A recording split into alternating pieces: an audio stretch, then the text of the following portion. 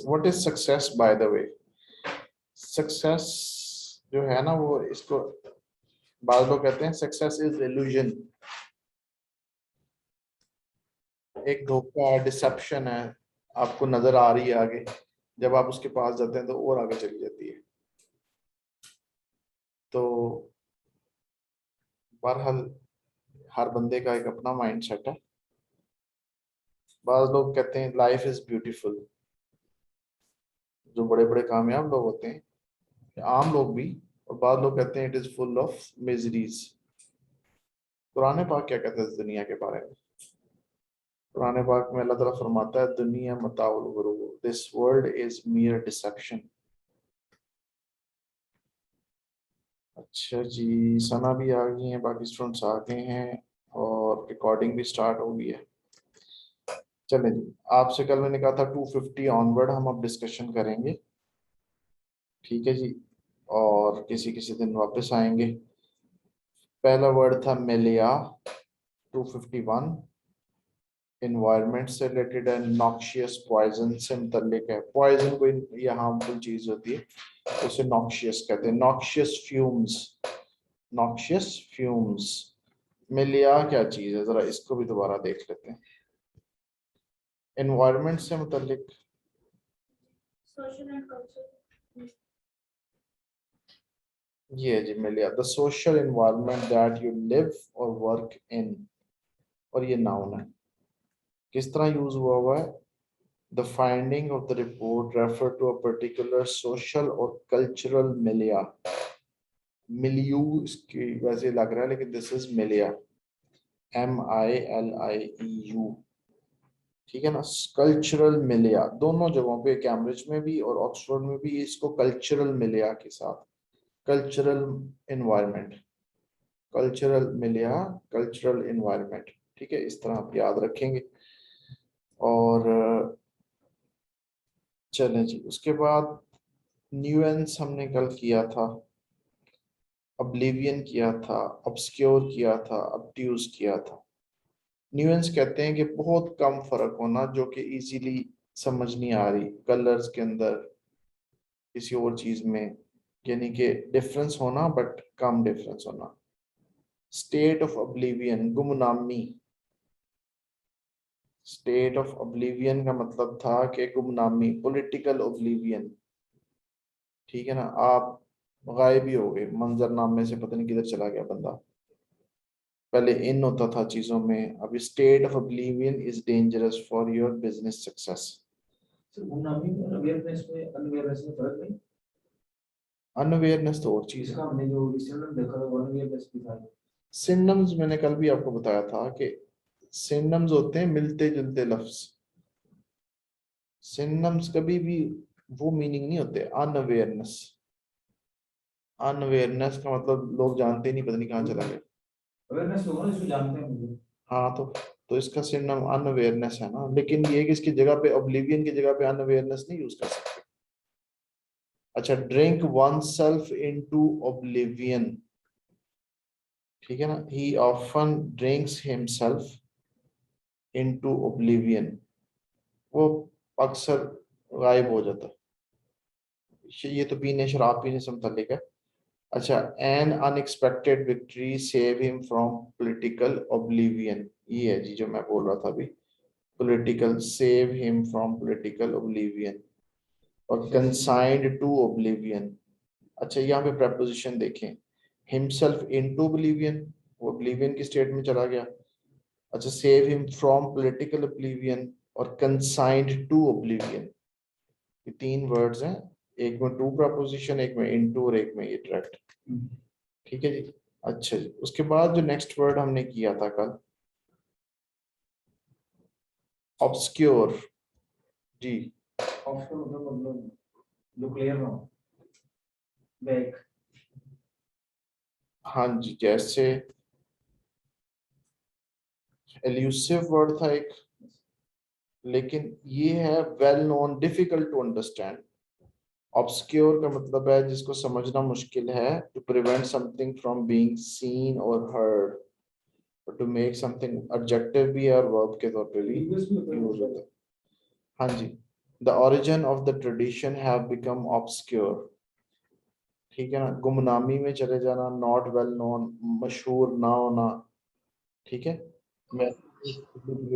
obscured the real situation from federal investigation, ठीक है जी। टू प्रिवेंट, छुपाना बेसिकली, गैर वाजिया ना लिखें इसको, इसको छुपाना करें। To prevent something from being seen और हर्ड, ठीक है ना, कोई मुबहम छुपी हुई चीज।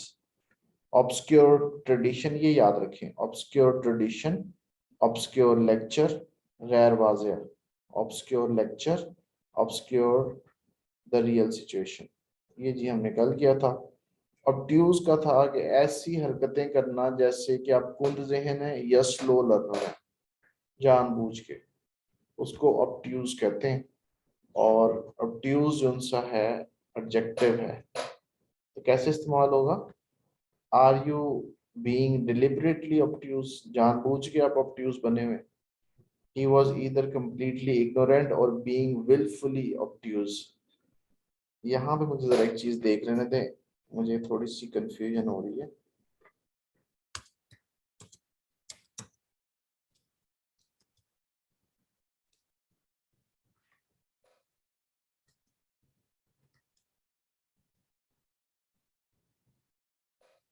अच्छा जी, डिस एडजेक्टिव या ऑब्ट्यूज और स्लो और unwilling to understand something. Are you being, अच्छा, are you being deliberately obtuse, क्या आप जान के ऑब्ट्यूज बन रहे हैं? अच्छा, ये जो पर्सनालिटी के साथ है ना, यू के साथ ऑब्ट्यूज है। अब यू यहाँ पे नाउन है, उसके बारे में है कि जी आप ऑब्ट्यूज बन रहे हैं। Perhaps I am being obtuse, अब आई के साथ ऑब्ट्यूज है, ठीक है ना। But what has all this got to do with me? She was the most obtuse person, ये है दी एडजेक्टिव जो क्लियर आपके सामने आया है। The most obtuse person, person noun है, ये फर्स्ट एडजेक्टिव, ये सेकंड एडजेक्टिव, उसकी superlative degree. I have ever met, ठीक है ना। तो स्लो और अनविलिंग टू अंडरस्टैंड समथिंग, बस इसको यूं देखिए। अच्छा सी, दीज वर 4 वर्ड्स जो कि हमने डिस्कस किए थे कल। आज का जो वर्ड है ओपेक, ऑर्थोडॉक्स, जैसे प्रोटेस्टेंट थे इसी तरह ऑर्थोडॉक्स हैं, कैथोलिक हैं।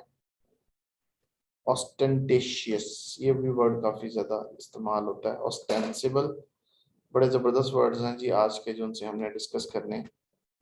तो सबसे पहला वर्ड है ओपेक। ओपेक, इस तरह इसकी प्रोनाउंसिएशन है, opaque, opaque. So what is the meaning? Translucent. अच्छा, ग्लास और लिक्विड की जब बात करेंगे तो not clear enough to see through और अलाउ लाइट थ्रू, ठीक है ना। इसके आर पार आप देख नहीं सकते, ब्लर, Price comment. इसको आप ब्लर लिख दीजिए, ठीक है।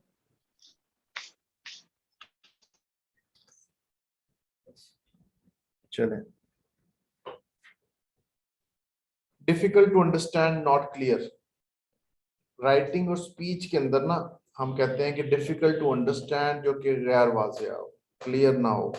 Preventing light from travelling through and therefore not transparent और ट्रांसल्यूसेंट, नीचे आ जाएंगे। Sentences are more important. Windows are fixed with opaque glass, बस ग्लास के साथ आ गया एक तो ये, ठीक है ना। Talk was opaque to me, यानी उसकी बात तो समझ नहीं आ रही, गैर वाजिया, क्लियर ही नहीं है वो क्या कहना चाह रहा है। I find her poetry a little too opaque. अब पोएट्री के साथ एक वर्ड यूज किया था हमने, सेरेब्रल पोएट्री। सेरेब्रल का मतलब ये था कि मैकेनिकल बनी है पोएट्री। वो जैसे पोएट्स के बारे में है ना, क्रिएटिव होते हैं, उनको कोई आमद होती है, अचानक चीजें ज़हन में होती हैं, कोई खास वक्त होता है। तो सेरेब्रल पोएट्री का मतलब ये था कि नहीं, इसने जानबूझ के सोचा। तो ये आमद होती है या नहीं होती?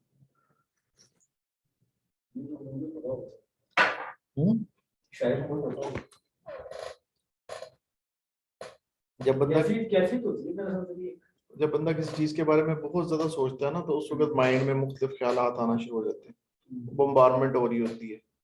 तो उसमें एक ना बंदा था, वो नुसरत फतेह अली खान की शायरी लिखा करता था।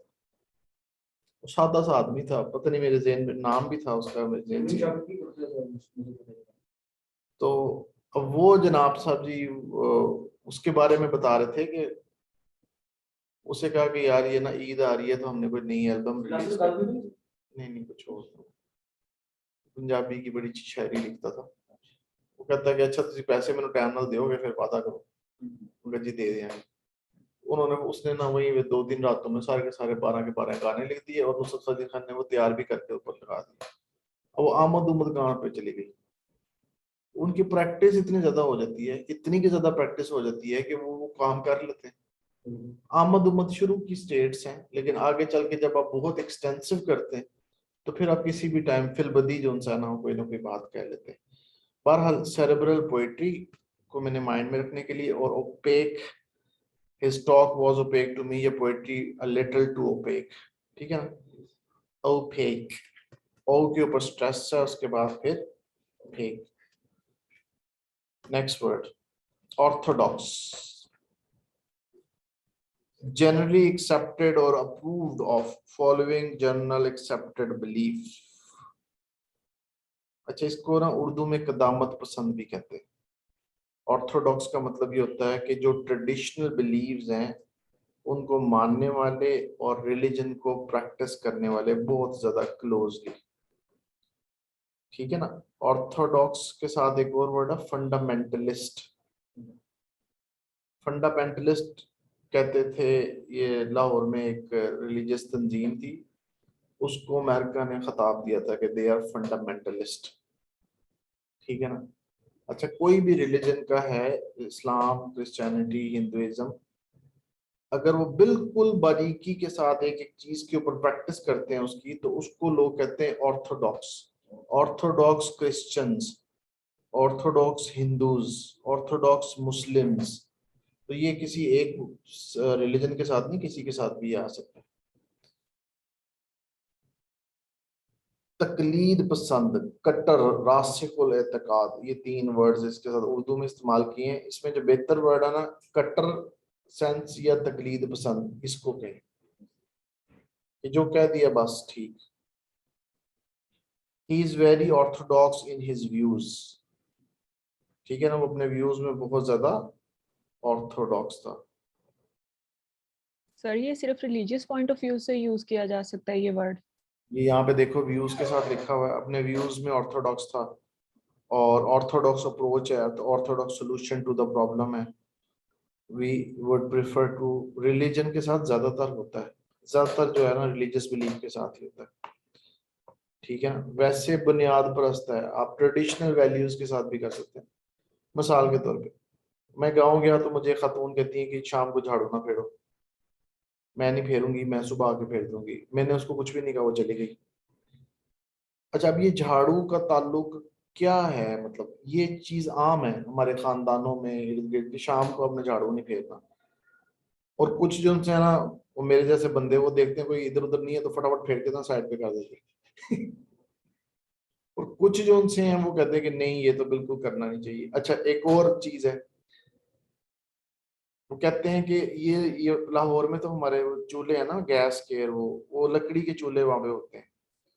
तो चूल्हे थे तो कोयले जल रहे थे, तो मैंने ना उसके ऊपर पानी फेंक दिया, कि रात को कोई आग ना लग जाए, किसी को कोई प्रॉब्लम ना हो जाए। तो वहां पे कोई खातून गुजरी थी, वो मुझे कहती चूल्हे च पानी नहीं पाईदा। अच्छा, एक और भी बंदा गुजरा, वो भी कहीं चूल्हे च पानी नहीं पाईदा। मैंने क्या किया, वो चूल्हा उठाया, उसको साइड पे रखा, और पीछे जो कोयले बच गए उसके ऊपर पानी डाल दिया। मैंने कहा ये ले, आपकी बात भी पूरी होगी ये भी। वो ना गुस्से हो गए, मुझसे लड़ना शुरू हो गए। एक्चुअली एक जो सेंस है ना, वो ये कहते हैं कि बेबरकती हो जाती है इससे। इससे ऐसा हो जाता है कि अल्लाह ने आपको रिस्क अता किया है, आपका चूल्हा जलता रहे हमेशा घर के अंदर। ये यहाँ तक बात तो समझ में आती है कि चले कोई बंदा एक नेक नियति से वो कर रहा है, लेकिन ये सोच लेना कि किसी ने वो आग बुझा दी पानी डाल के, तो उसके वो अगर खुदा न खास्ता मैं ऐसा करूंगा तो मेरे साथ पता नहीं क्या हो जाएगा। ये ऑर्थोडॉक्स बिलीफ है।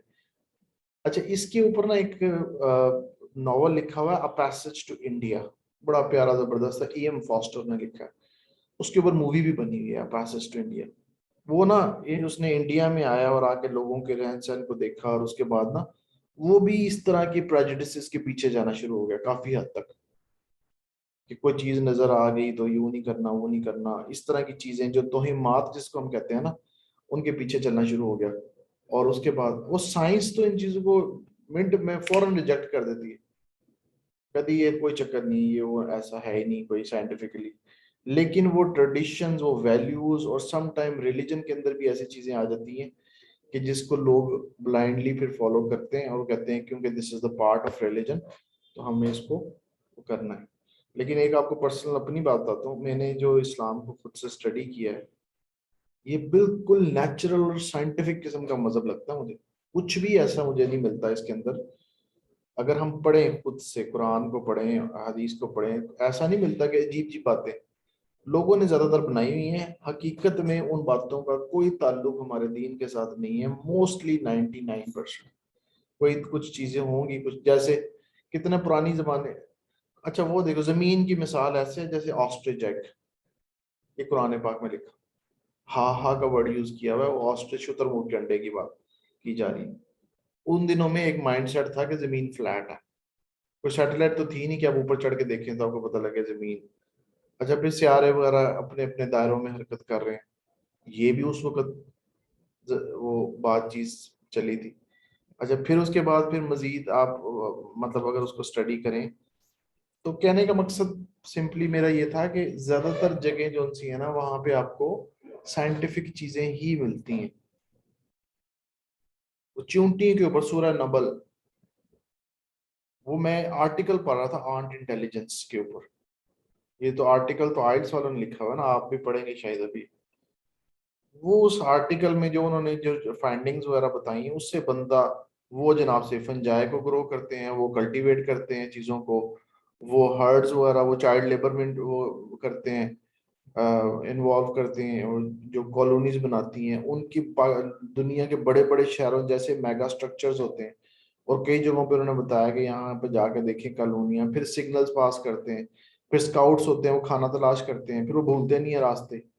इतनी ज्यादा आर्ट इंटेलिजेंस के बारे में, यानी कि काफी चीजें ऐसी हैं जो अभी वाजिया हम पे नहीं है, वो भी कुरान पाक में अल्लाह ताला ने लिखी हुई है। तो बहरहाल ये तो अपनी अपना एक्सपीरियंस है और अपना हुआ है, लेकिन कहने का मकसद ये है कि जो ऑर्थोडॉक्स है उसका वो मानी ये है कि आप ब्लाइंडली फॉलो करें, इसे कहते हैं आप स्ट्रॉन्ग एडहेरेंट। एडहेरेंट भी वर्ड हमने पिछले दिनों यूज किया है।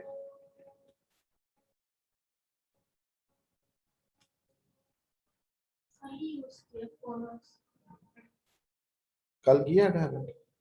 एडहेरेंट मैसेज में नहीं, पीछे भी एक वर्ड हमारी ये वोकैबुलरी के अंदर भी आया हुआ है, एडहेयर टू और एडहेरेंट भी इसके फैमिली वर्ड में से। ये फर्स्ट 100 वर्ड्स में है। फर्स्ट 100 वर्ड्स में जी। ऑस्टेंसिबल, ऑस्टेंसिबल कहते हैं कि seeming or stated to be real or true when this is perhaps not the case। बज़ाहिरी तौर पे हकीकत नजर आ रही है लेकिन है नहीं। appearing or claiming to be one thing when it is really something else। नजर कुछ और आ रहा है और है कुछ, ठीक है ना। जैसे ये हेलोवीन का उन्होंने बनाया हुआ है लेकिन वो है तो फल शल ही पड़े हुए। अच्छा जी, ऑस्टेंसिबल रीजन, बनावटी reason for his absence was illness. अजान हो जाए जी, भी बात करते हैं।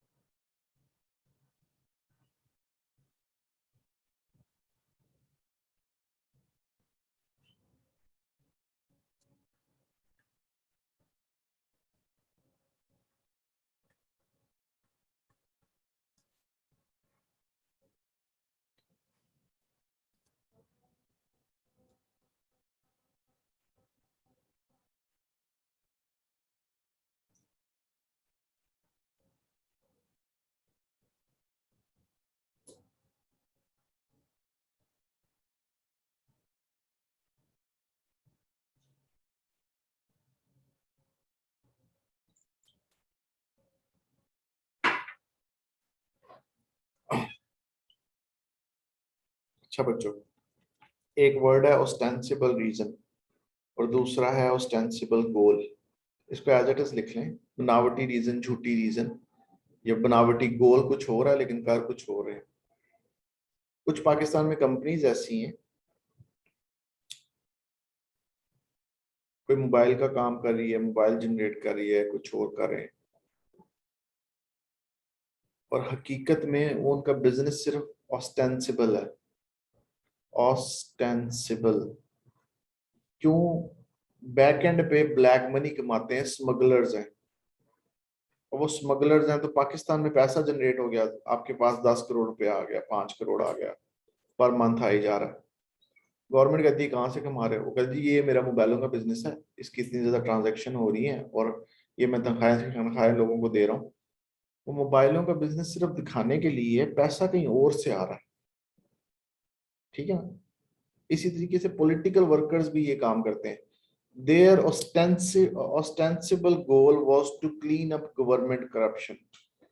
मकसद ये था दिखाने के लिए कि जी गवर्नमेंट की करप्शन को हम खत्म करेंगे, but their real aim was to unseat the government, government को उतार देना। ये पूरा सेंटेंस लिख लें ऑस्टेंसिबल गोल के साथ। इसके साथ एक और वर्ड है एग्जिबिट। एक और वर्ड लिख लें प्रिटेंड। Pretend, exhibit. एग्जिबिट वैसे कहते हैं नुमाइश करना, डेमोन्स्ट्रेटिव। अच्छा जी, नेक्स्ट वर्ड जो सा है ऑस्टेंटेशियस। ये वर्ड भी काफी ज्यादा इस्तेमाल होता है अनकॉमन वर्ड। ऑस्टेंटेशियस लाइफस्टाइल। हमारे यहाँ दफ्तरों को, ऑफिसेस को, बाज लोग अपने घरों को बहुत ज्यादा चीजों से इस तरह रास्ता करते हैं कि अगला बंदा आपके इन्फ्लुएंस में आ जाए। फ्लॉन्ट और चीज थी, हमने जो वर्ड किया था ना, शो ऑफ करना, वो और चीज थी। जो ऑस्टेंटेशियस है ना, एक घर में मैं गया तो उसमें ना यूं बड़े बड़े बुत से पड़े हुए, कोई छोटे से पड़े हुए, कोई अजीबोगरीब भी जाके ना। अच्छा, बाज ऑर्गेनाइजेशंस में आप चले जाएं, अब आपकी क्वालिफिकेशन मास्टर्स है, एमफिल है, कुछ भी है, उनके उनका डेकोरम ऐसा होता है, या उनकी जो, और जब आप सिस्टम में जाते हैं तो आप बात कर, मैंने देखा लोगों की आवाज से आवाज नहीं मिल रही होती, वो इतनी ग्रैंडियर किस्म का वो दिखाते हैं उसके अंदर। जैसे पल कॉन्टिनेंटल में आप चले जाएं तो वहां पे आपको एक डिफरेंट लुक नजर आती है। तो पैसे की नुमाइश इतनी ज्यादा दिखाते हैं कि जो कस्टमर्स होते हैं वो बार्गेनिंग भी नहीं कर पाते बेचारे बाज का। और वो आते हैं, वो देखते हैं, वो उसकी लुक को देख के इंस्पायर हो जाते हैं, उनके इन्फ्लुएंस में आ जाते हैं, और वो उस प्रोडक्ट को देखते नहीं जो बेचारे वो परचेज करने जा रहे होते हैं। इस तरह कोई जॉब करने जाता है तो वो बेचारा बोल ही नहीं पा रहा था, उसका बात से बात ही नहीं मिलती। महारत इतनी ज्यादा दिखाते हैं कि अगले बंदे में ना, मतलब वो कंफर्टेबल जोन में नहीं रहता, आउट हो जाता है। तो इस सेंस में शोइंग योर वेल्थ और status in a way that is intended to impress people, लोगों को इम्प्रेस करने में लगा देते हैं। गाड़ियां रखी होंगी बड़ी बड़ी, इस वजह से नहीं, सिर्फ इस वजह से गार्ड्स रखे होंगे, दुश्मनी किसी से भी नहीं होगी, 5 गार्ड्स हैं, गन हाथ में पकड़ी हुई है, ठीक है, तो वो आगे पीछे घूम रहे हैं। और वैसे देखा जाए तो कोई ना कोई मसला, ना कोई लड़ाई, ना कोई देना, ना कोई देना, कुछ भी नहीं। तो लेकिन ये कि लोगों पे एक इम्पैक्ट डालने के लिए, इसको कहते हैं ostentatious. Done in a very obvious way so that people will notice it, ठीक है ना। शोइंग योर वेल्थ और status in a way that is intended to impress people, to obviously showing your money, possession और power in an attempt to make other people notice and admire you. ये आपके जो consultant नहीं होते, कभी इनको देखिएगा। और इसके अलावा ये जो एजुकेशन कंसल्टेंट्स के अलावा जो लोग होते हैं, वो क्या कहते हैं, प्रॉपर्टी डीलर्स को देखिएगा। मतलब करोड़ों रुपए की बिजनेस प्रॉपर्टीज है वो बेच रहे होते हैं। अंदर जाए, ऑफिस ऑफिस बनाया होता है, घूमने वाली चेयर होती है, बहुत बड़े भी ऑफिस बनाए होते हैं। ऐसे लगता है जैसे वो अपनी प्रॉपर्टी बेच रहे हैं, अपनी से नहीं बेच रहे होते, अपनी उनके पास कुछ भी नहीं होती बास का। मतलब 50,000 5 लाख का भी कुछ भी नहीं होता, वो वैसे बेच रहे होते हैं। लेकिन एक इम्पैक्ट डालते हैं कि जिस जगह पे आप आए हैं वो जगह सेफ है, और वो माइंड उनका चेंज करने के लिए होते हैं। इसके ऊपर एक आइल्स पे ना आर्टिकल भी लिखा हुआ है, एक आप आर्टिकल्स पढ़ेंगे ना तो उसके अंदर एक आर्टिकल था जीनियस से मुतल्लिक ही था वो, ये पिछले दिनों बुक 10 में है शायद। तो बहरहाल वो ये क्लास वाला। नहीं वो जिसमें वो जो वो नहीं होते, ग्रुप होता है, क्वाड ग्रुप होता है, और उसकी जिक्र किया जा रहा था उन्होंने कि मेल्डिनी वो पॉप और जैज की आखिरी नीचे वाले पैराग्राफ में ना डिस्कशन होती है, वो क्रिएटिविटी की बात करी होती है कि क्रिएटिविटी को किस तरह बूस्ट किया जाए। क्रिएटिविटी में मोटिवेशन अंडर एडवर्स कंडीशन शायद नहीं, ये नहीं है और है वो। तो बहरहाल उसके अंदर भी ये बताया। अच्छा साइकोलॉजिकली अब मैं बताता हूँ कि इसका इम्पैक्ट क्या होता है। जब हम किसी अमीर बंदे को देखते हैं ना तो हमें शीशे में अपना चेहरा नजर आता है, और अगर वो बंदा पॉजिटिव हो, प्रोडक्टिव हो, तो फिर हम उससे बातचीत करके सुकून हासिल करते हैं, और हमें वो बंदा गायब हो जाता है, वो पेरिफेरी में चला जाता है। आपको ना अपना आप नजर आ रहा होता है, जैसे मैं खुद से अमीर हूँ, ये मेरा घर है, ये मेरी गाड़ी है, या मैं ऐसे एनवायरनमेंट में हूँ, तो अभी चंद यहाँ से बाहर निकलूंगा तो मैं भी ऐसे ही हो जाऊंगा। और वो जो ये जो जोन ऑफ कंफर्ट डेवलप होता है ना साइकोलॉजिकली, इसको फिर वो लोग कैश करते हैं और आपको और ज्यादा गरीब कर देते हैं। जो पहले होते हैं वो भी लेके चले जाते हैं। वो भी लेके चले जाते हैं। अच्छा जी, इसका वर्ड एक एक्सट्रावेगेंट है। एक्सट्रावेगेंट, इसकी प्रोनाउंसिएशन देख लें, बोस्टफुल, ठीक है ना। एक्सट्रावेगेंट फजूल खर्च को भी कहते हैं, बोस्टफुल भी कहते हैं। ये तो वो था, मतलब शो ऑफ करना। अच्छा, इसका एडवर्ब भी है ऑस्टेंटेशियसली। अब दो वर्ड्स हैं, दोनों को ध्यान में रखना है आपने, ऑस्टेंसिबल और ऑस्टेंटेशियस।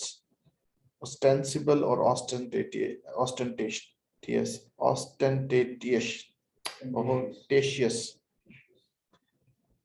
अच्छा, यहाँ पे ऑस्टेंसिबल बनावटी है, लेकिन इसका मीनिंग है कि नजर और चीजें और होना और होना कुछ, और इसका है पैसे की नुमाइश करना, आमतौर पे इसको इस सेंस में लेंगे। ऑस्टेंटेशियस लाइफस्टाइल, ऑस्टेंटेशियस लाइफस्टाइल, इस तरह आप इसको याद रखें जी। आज के ये 4 वर्ड्स थे, और कल मैं कोशिश करूंगा पूरा 6:30 पे दे दूंगा, कि हम लेट हो जाते हैं, क्लास कुछ अजान भी हो जाती है दरमियान में। चलो आपने कहा स्पीकिंग आप नहीं है, वो थर्सडे और स्पीकिंग मैं बताऊंगा, वो लिसनिंग होगी ट्यूसडे को और थर्सडे को इंशाल्लाह लिसनिंग होगी। तो इस ट्यूसडे को तो ऑफ डे आ रहा है, तो मैं वेंसडे को क्लास लूंगा और थर्सडे दोनों क्लासेस में लूंगा लिसनिंग की, 6 to 6:30 इस क्लास से पहले। उसके बाद उसकी रिकॉर्डिंग भी आप लोगों के पास आ जाया करेगी।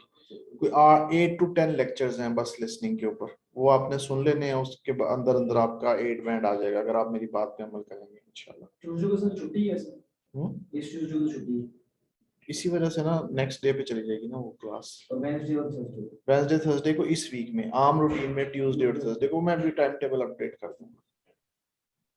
सर सिर्फ 2 ही क्लासें होंगी पूरे वीक में? दो बहुत क्लासेस होती हैं, 2 क्लासेस होंगी, और उसमें ये कि आपको तरीका बताया जाएगा, बाकी 2-3 दिन आपने प्रैक्टिस करनी होगी। फिर मुझसे डिस्कस कर लीजिएगा कि 3 दिन हमने प्रैक्टिस की, क्या खोया क्या पाया। तो उसमें डिफरेंट टाइप्स के जो उनसे वो टेस्ट है ना उनको डिस्कस कर लेंगे, और ज्यादा एक कुछ चीजें कैम्ब्रिज की तरफ से हैं, कैम्ब्रिज कहती है कैसे आपकी लिस्निंग इंप्रूव होगी, उसको भी डिस्कस करेंगे। अच्छा जी, अच्छा जी, एवरीडे इडियम कहाँ गई किताब? कल सर रिजल्ट आया उसका, एफएसपी रिजल्ट आया। अच्छा, बच्चों बच्चों को 11 से नंबर, 1100 आउट ऑफ 1100 बस। और एक नहीं मेरा तो कोई 100 यार पहले ना किसी जमाने में कोई बंदा बीए कर लेता था ना, तो गांव के अंदर उसका नाम लिखा होता था, कोसों दूर दूर तक लोग, एक एक कोई ग्रेजुएट होता था। एमए कर लेना एक बहुत बड़ी डिग्री कंसीडर की जाती थी, और आजकल तो एमफिल का अल्लाह माफ करे ऐसा हाल होता है कि कुछ ना पूछे। लेकिन एमफिल की बात नहीं कर रहा, मैं इंटर की बात कर रहा हूं। उसके पीछे जो मेन रीजन है ना वो टेस्ट का पुअर हो जाना। आप यहाँ पे एमफिल है जी, एमफिल है, क्या स्कोर है जी? 3.9 CGPA, 4 CGPA, 3.8 CGPA। आइल्स में कहाँ पे खड़े हैं जी? 5.5 बैंड पे। इतना स्कोर कैसे कर लिया, लिटरेचर रिव्यू कैसे कर लिया, रिसर्च राइटिंग कैसे कर ली, इतना ज्यादा आप तो जिन बन गए ना, आप तो masters in the philosophy of, आप इतना ज्यादा हो गए हैं। तो अगर दो चीजें गलत हैं, या तो अब आपकी एमफिल गलत है या जिस प्रोसेस से, क्योंकि मोड ऑफ कन्वर्सेशन तो इंग्लिश लैंग्वेज था, आप किस तरह यहाँ पे पहुंच गए। मास्टर्स की डिग्री भी आपके खतरे में है, बीए की डिग्री भी खतरे में। एक खातून आई मेरे पास, उन्हें मैंने कहा कि कुछ लिख के दिखाओ को एजुकेशन पे, एक पैराग्राफ, नहीं लिख सक रही। क्वालिफिकेशन क्या है, एमफिल है। एक खातून आई, एमफिल एजुकेशन थी, उनका प्रिंसिपल के स्पेलिंग ठीक नहीं थे। हाँ एमफिल आप चले बॉटनी है, जोलॉजी है, प्रिंसिपल के स्पेलिंग गलत लिख रही है तो समझ आ गई। अब एजुकेशन के अंदर एमफिल है, पता नहीं कितनी दफा आपने प्रिंसिपल टीचर लिखा ही होगा ना। एजुकेशन एक सब्जेक्ट है, उसके अंदर आपने एमफिल किया हुआ है। सर उसमें बात है कि उर्दू हमारी जो है वो एक मादरी जुबान है, नेशनल लैंग्वेज है। वो मादरी जुबान नहीं है एक्चुअली यार। आपसे उर्दू जो ना बात कर, आप देखिए हमारी मादरी लैंग्वेज है, लेकिन बहुत सारे हमारे ऐसे लोग हैं जिनको उर्दू ठीक नहीं है, उनको उर्दू बोलनी नहीं आती। चलो अंग्रेजी तो को, लैंग्वेज और सर वैसे एकेडमिकली उस चीज को ग्रो कर जाना, there is a big difference. ये ऐसा नहीं कह सकते कि एक बंदे ने उनका अपना काम भी नहीं आता, ये भी बता दो। नहीं अपना काम है, वो माहिर होते हैं, ये बात नहीं। अब वो अपने काम काम में में माहिर ना। होते नहीं सर, ये बात, ये ट्रांसपेरेंसी है, इसमें ये डिबेटेबल नहीं है। टेस्टिंग जो है ना, गवर्नमेंट की जो सी पहले यूनिवर्सिटीज के अंदर एक टेस्टिंग सिस्टम होता था। सर मैं आपको बता रहा हूँ, तो अच्छी अब यूनिवर्सिटी ना, अब जो आप- आम रूटीन में जो यूनिवर्सिटीज है ना, प्राइवेट यूनिवर्सिटीज, वो फीसें लेती हैं बच्चों से, उसके बाद नेक्स्ट सेमेस्टर में प्रमोट कर देती हैं, फिर फीसें लेती हैं, फिर प्रमोट कर देती हैं। प्राइवेट यूनिवर्सिटी तो बेचनी डिग्री। तो वो, और ज्यादातर जो लोग निकलते हैं इंक्लूडिंग डॉक्टर्स, इंजीनियर्स, ये वो जो इस तरह की यूनिवर्सिटी से बाहर आते हैं, उन्हें आता जाता कुछ नहीं है। और अगर आप सिर्फ टेस्ट बेहतर कर देना, यूनिवर्सिटियों को कहें पढ़ाएं आप, टेस्ट हम लेंगे, आप सेमेस्टर करवाएं, ये डिसिप्लिन है। टेस्ट बाहर से बन के आएगा, जैसे लाहौर बोर्ड का होता है, जैसे एफएससी इंटरमीडिएट का होता है, इस तरह टेस्ट बाहर से लेके जो क्वालिफाई कर जाएगा तो वो निकल जाएगा। अब जो मेरे सर ने जॉब पर बताया, वो इत्याग और मानी साहब, मैंने बताया कि उनको 15-20 साल का एक्सपीरियंस है। एक मिनट मैं ना जरा ये खत्म कर लूं सेशन, फिर बाद में बात करते हैं।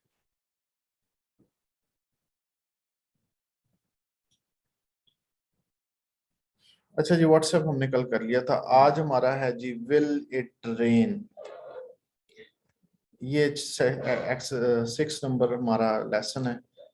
अच्छा जी, ब्रीथ के साथ है don't hold your breathe. You use don't hold your breath in an informal context to tell someone that something will either never happen or will take a long time to happen. अपना सांस ना रोकें, परेशान होने की जरूरत नहीं है, या तो आपको कुछ नहीं होता, अगर बीमारी कोई आएगी भी तो अभी बड़े आप जवान हैं, कुछ नहीं होता। मैं एक एग्जांपल दे रहा हूँ। Bob said that he will definitely give me money he owes me next week. Don't hold your breath. Bob's borrowed money from most of his friends and he is never repaid it. ठीक है, उसने बहुत से दोस्तों से पैसे लिए हैं, वो पैसे वापस नहीं देगा। ये बॉब के बारे में बात की गई है। The builder says that the repairs to our house will be finished next week. Don't hold your breath. My parents employed the same builder last year and he took months to finish a really small job. छोटा सा काम था, महीने लगा दिए उसने उसको complete करने में। यही बिल्डर था जो उनसा वो लगा हुआ था। तो इतनी डोंट होल्ड योर ब्रीथ, अपने सांस को ना रोको, इतने ज्यादा एंक्शियस होने की जरूरत कोई नहीं है। ठीक है जी, चलें जी, कल इंशाल्लाह मुलाकात होती है आपसे।